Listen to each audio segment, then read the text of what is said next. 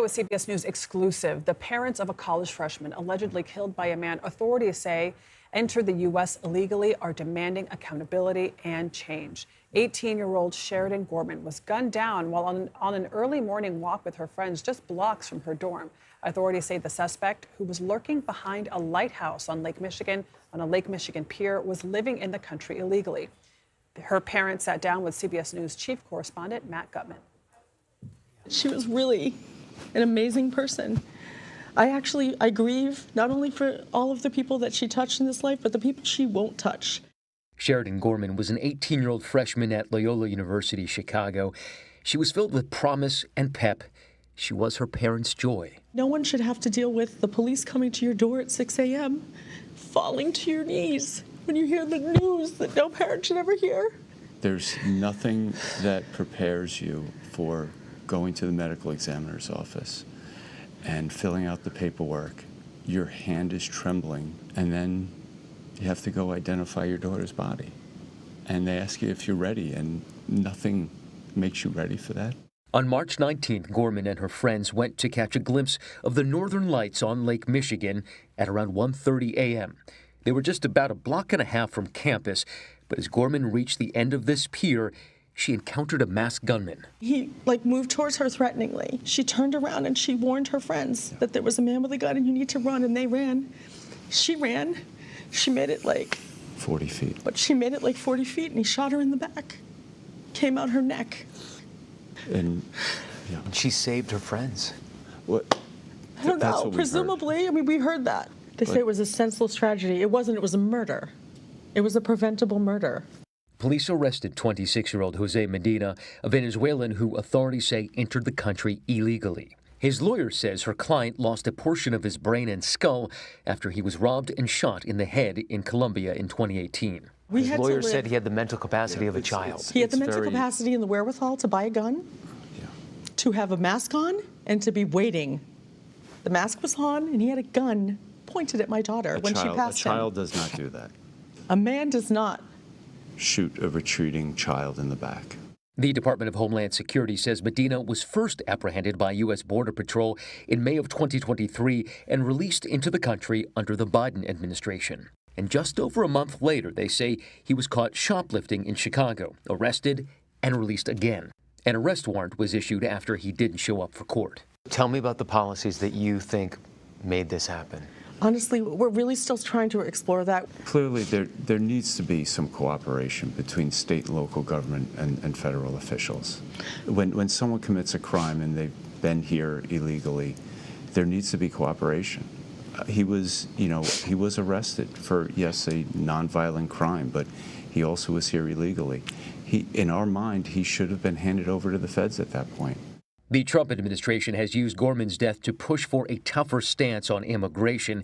And while Gorman's parents say they don't want their daughter's death to be about politics, they do want accountability. I don't know what the longevity of this effort takes, but I will never rest. And yes, they've awakened a bear. They've awakened a big grizzly mama bear. I got to fight for my child. I have to fight for yours. I have to turn this devastating darkness into light somehow. Oh my goodness, the pain these parents are experiencing. I mean, you could just feel it. Matt, do we know anything about this person, this perpetrator, why they may have been doing this? Mental health issues? Was this just random? We don't know yet. He appeared on the pier. Why he was on the pier at 1:30 a.m. wearing a balaclava, one of those ski masks, and had a loaded gun is unclear. What he was doing, who he was looking for, we don't yet know. What we do know is that his attorneys have said that he really does have the mental capacity of a child. On the other hand, as you heard the Gormans say, well, he was able to find a gun, purchase a gun, and use it. So this is a very thorny question, and I think that the kind of policies that they are hoping for are the kind of policies that many Americans want to see. Something that's common sense, that's pro-immigration, but done properly and anti-allowing people who might hurt our children into the country. I think it's a very fine line to thread. There were two things that struck me from her father, what he said to you. Number one, having to identify your child. No parent wants to. It's an unnatural order of the way life is supposed to work. Parents are not supposed to bury their children. We bury our parents. That's just the natural order of things. So I cannot imagine that. And then what he also said, which he wants state and local governments to work. It doesn't matter what political affiliation, what party you're in. Both parties, both state and local officials have to work together to ensure that people like that are not either allowed to enter into the country, or if they are sent back to where they belong. Exactly. Obviously, it's harder said than done, right? We don't have the capacity to right now, and I think some of the efforts to try to make that happen have backfired on the administration. Do they blame the immigration system, or do they blame porous gun laws? Both. The thing is that their pain was so raw that they haven't been able to pinpoint the exact policies they want to see changed. They just know that that person should not have been in the country, and even after he had been in the country, he should have been arrested and he should have remained in detention and or deported. Yeah. That or didn't if he had happen. mental issues, he should have been somewhere where he could get help, and not be on the streets. It's crazy to think that he was behind bars, or he was detained, but then he was released. And twice. That is what I think. Yeah.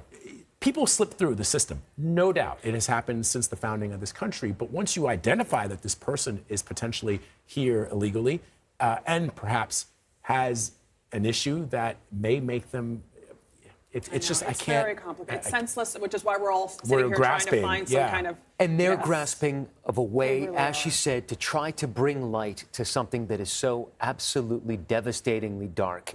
And the way they're doing it is to try to hope to change some policy. But, just the raw emotion and pain that I saw reflecting in their eyes is something I won't forget. Thank you for sharing their Exclusive story, Matt. report Thank there you from so Matt. much. Yeah, thank you very much, Matt, as always.